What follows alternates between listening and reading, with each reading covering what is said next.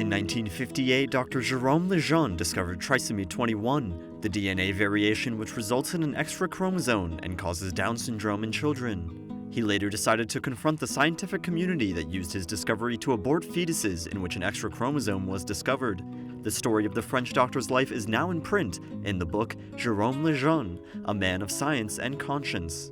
He was not afraid, but losing the career, losing money, losing honors. But the most important was really human lives, his patience and truth. The book's author is the postulator for Lejeune's cause for canonization and says that almost 30 years after his death, his message on the defense of life is still relevant today. And he said that in a democratic country, we don't only have the right to change the law in the most moral way, but we have the duty to do that. Jérôme Lejeune declined international recognition by continuing to work quietly with his patients, but when the debate on life broke out, he took on his role as an advocate for the most vulnerable.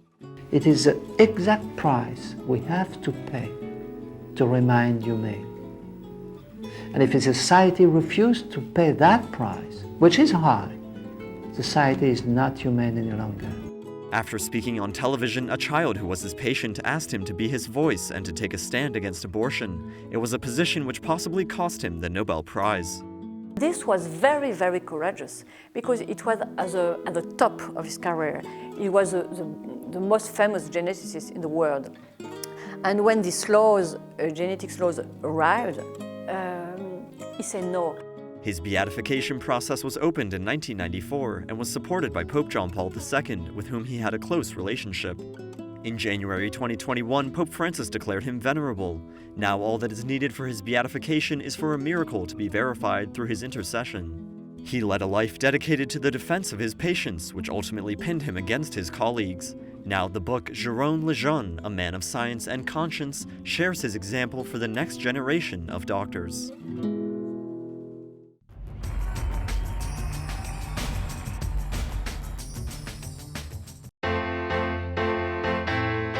Would you like to see the Pope up close and personal? Download the Rome Reports app right now on your phone.